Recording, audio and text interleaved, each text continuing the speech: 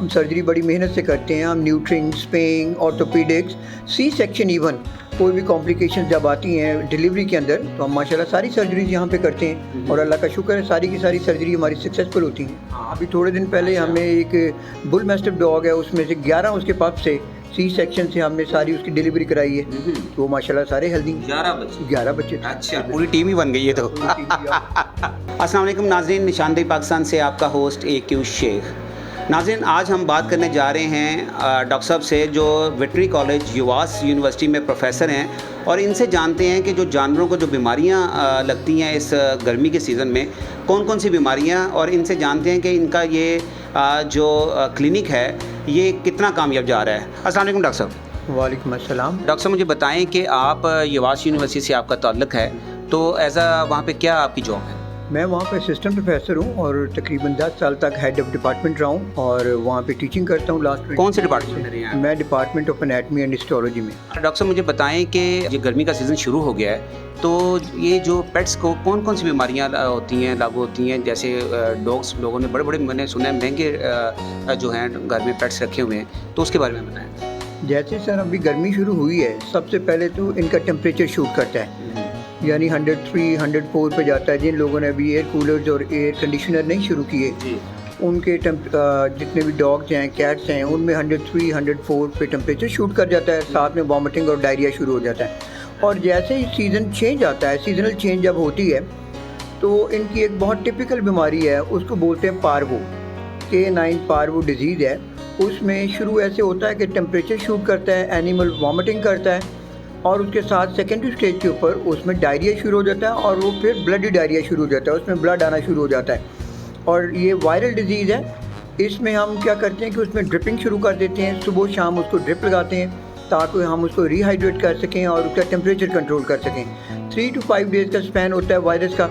उसके बाद माशाल्लाह ये सबसाइड हो जाता है और हमारे पास जितने भी माशाल्लाह केसेस आए हैं सारे के सारे रिकवर हो गए हैं।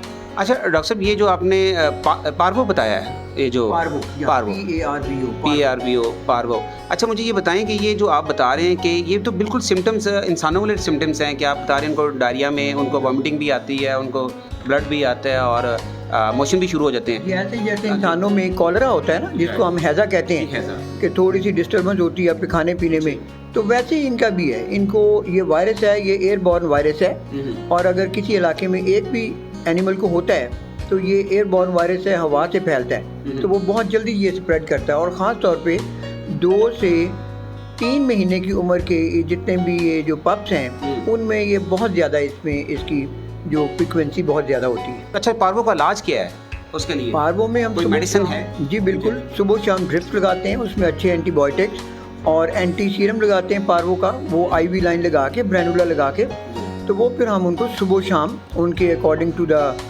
वेट उसकी डोज कैलकुलेट करके, तो फिर वो हम सुबह शाम ड्रिप लगाते हैं। उससे वो रिहाइड्रेट भी होते हैं, उनको एनर्जी भी मिलती है और साथ साथ उनका ट्रीटमेंट भी होता है। कोई और गोली भी है जो उनके लिए एंटीबायोटिक कोई गोली होती है? नहीं सर, सारा कुछ ये ड्रिप के अंदर IV लाइन लगाते हैं, ओरल कुछ भी नहीं दिया जाता। ओरल देंगे तो उनकी वॉमिटिंग शुरू हो जाती है और फिर वो नॉन स्टॉप वॉमिटिंग होती है, जिसको हम कंट्रोल नहीं कर सकते। हम अक्सर देखते हैं कि पेट्स के ये जो कुत्तों के जो डॉग शो होते हैं बड़े बड़े ज़बरदस्त किस्म के, तो इसमें कौन कौन सी नस्ल जो है बड़ी, जैसे हम लैब्रे देखते हैं, हम जर्मन शेफर्ड देखते हैं, तो इसके बारे में मुझे ज़रा बताएं। हम जानना चाहती है क्योंकि आपका तजर्बा है इसमें बहुत। सबसे ज़्यादा तो हमारे आजकल जो पॉपुलर डॉग है वो तो है जर्मन शेफर्ड, राइट। आजकल लॉन्ग कोट का लोगों को बहुत माशाल्लाह शौक हुआ है, राइट। जर्मन शेफर्ड हैं, उसके बाद लैब्राडोर हैं, रॉटवाइलर हैं, और टॉय ब्रीड में शिट्ज़ू आ जाते हैं, राइट। पूडल्स हैं, ये काफ़ी हमारे यहाँ पे पॉपुलर ब्रीड। ये जो पूडल्स हैं, शिज़ू हैं, ये छोटे जो जिनको टॉय ब्रीड, राइट, ये बड़े खूबसूरत होते हैं। आपने बुरा नहीं मनाना, आज से कोई 25-30 साल पहले हम जब जानवरों के जो डॉक्टर होते थे उनको लोग मजाकन कहते थे ये डंगर डॉक्टर है, और आजकल भी एक ड्रामा चल रहा है TV के ऊपर, और उसमें भी उनका बेटा वो जनाब पेट्स का डॉक्टर है, और उसको भी उसका बाप यही कहता रहता है यार तू तो डंगरा ना डॉक्टर है। तो इसमें आपको फील नहीं होता कभी किसी ने कहा हो?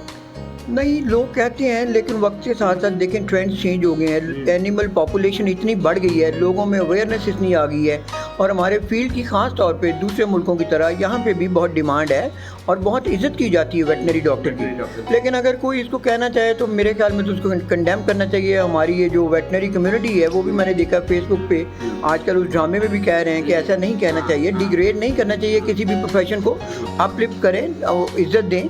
अपने जितने भी आपके नए बच्चे बन रहे हैं, बच्चियाँ डॉक्टर्स बन रही हैं, तो वो उनको प्राउड फील होना चाहिए। तो आपके बच्चे मुझे बताएं क्या कौन सी तालीम हासिल कर रहे हैं? आप तो वेटरनरी डॉक्टर बन गए, प्रोफेसर हैं आप, तो आपके बच्चे किस फील्ड में आए क्या?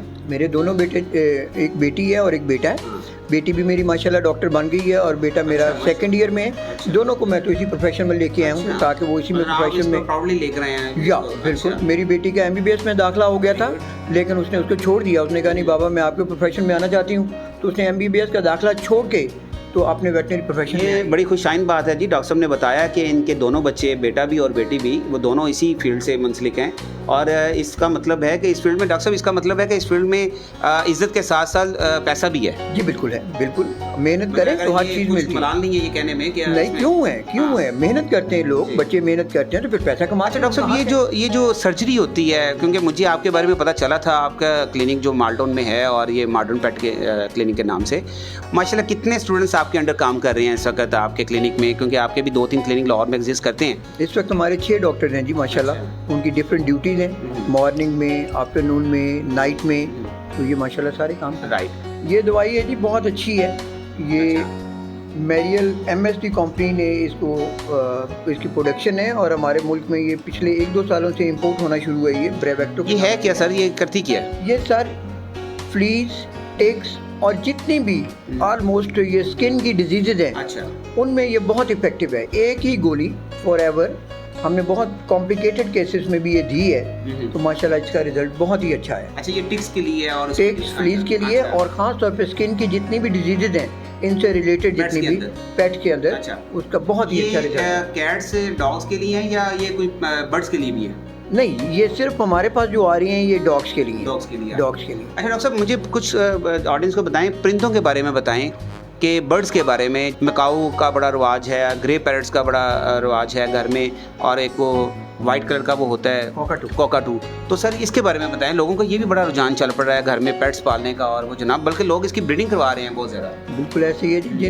जो लोग भी अफोर्ड कर सकते हैं, अब तो माशाल्लाह इनकी कीमतें बहुत ज़्यादा बढ़ गई हैं, लाख प्लस में चली गई हैं। मकाओ हो गया, अफ्रीकन ग्रे हो गया, कोकाटू हो गए, लोग इनको बड़े शौक से पालते हैं। ये इवन घर में एक फैमिली मेम्बर की तरह के होते हैं जी, ठीक है, और उनको बड़ा सूदिंग इफेक्ट है उनके फैमिली के साथ, और बहुत ही लोगों ने पाले हुए हैं। अच्छा है, बहुत अच्छा ट्रेंड जा रहा है। सर लाहौर में कितनी को इस वक्त ये वेटनरी की शॉप्स होंगी या पेट्स की शॉप होंगी? लाहौर में तकरीबन माशाल्लाह काफ़ी लोगों का काम बढ़ रहा है, तकरीबन 100+ क्लिनिक्स। अच्छा। और बाकी जो एक्सेसरीज की और डॉग फूड की शॉप्स है 100+ में माशाल्लाह है। माशाल्लाह पता चला कि जी आप शेरों के साथ भी आपने उनका भी इलाज किया है, लाइन्स का भी, और डॉग्स का तो आप करते ही हैं। तो इसका बारे में बताएं कि ये क्या तजर्बा रहा आपका लाइन्स को?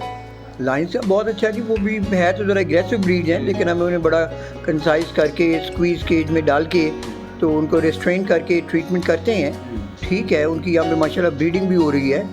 बड़े लोगों ने रखा है यहाँ पे बेदिया रोड पे, लाहौर में काफ़ी लोगों ने रखे हुए हैं, तो बड़ी अच्छी उनकी ब्रीडिंग जा रही है। अच्छा, कुछ सालों से डॉक्टर साहब हम देख रहे हैं कि कोई पिछले 20 सालों से ये पेट्स का रवाज लाहौर में बहुत ज़्यादा हो गया है, ख़ास तौर पे कैट्स का, डॉग्स का और ये बर्ड्स का। तो इस हवाले से मैंने देखा कि डॉग की जो एसेसरीज़ की जो इनकी जो शॉप्स हैं वो भी बहुत ज़्यादा एग्जिस्ट कर गई हैं मार्केट के अंदर।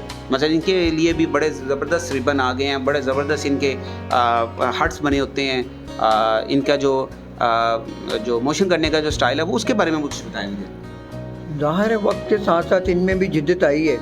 उनकी एक्सेसरीज के रेफरेंस से अगर आप कहते हैं, इवन उनके डाइपर्स, कैट लिटर सारे इंपोर्ट हो रहे हैं। इनकी हर तरह की जितनी भी एक्सेसरीज इनके लिए, प्ले टॉयज़ हैं और जो ट्रीट्स बहुत डिफरेंट टाइप्स की हैं, वो सारा कुछ उनके लिए है जैसे इंसानों में है, इंसानी बच्चों के लिए। अच्छा, डाइपर्स भी इनके चेंज होते हैं? डाइपर्स भी होते हैं सारा। डॉक्टर साहब वो कहते हैं ना, गरीब आदमी को फैसिलिटीज़, गरीब आदमी के बच्चे को तो ये है नहीं, लेकिन हम देख रहे हैं कि जो हमारी लीड क्लास है उनके ये जो पेट्स हैं वो तो इतना ज़बरदस्त AC में सोते हैं, उनके लिए कूलर भी लगे होते हैं, उनके लिए बाकायदा हट्स बने होते हैं। तो ये कैसा एक तफरीक है माशरे के अंदर? नहीं, इसको तफरीक नहीं कह सकते, ये इंसानों में भी है। उसी लिहाज से जब एक वेल ऑफ इंसान है, वो ज़ाहिर है जिसकी अफोर्डेबिलिटी अच्छी है, तो वो अपने एनिमल्स के लिए कूलर्स भी और एयर कंडीशनर्स भी लगाते हैं। बाकी जिन लोगों ने आम भी रखे हैं, कैट्स हैं, इंडोर रहती हैं, पंखे में भी सर्वाइव करती हैं। जो हमारे मुल्क में ब्रीडिंग हो रही है, जैसे साइबेरियन हस्की हो गए, अलास्कन मालाम्यूट हो गए, एक दफ़ा इंपोर्ट हुए तो उनको एयर कंडीशनर चाहिए थे, लेकिन अब जो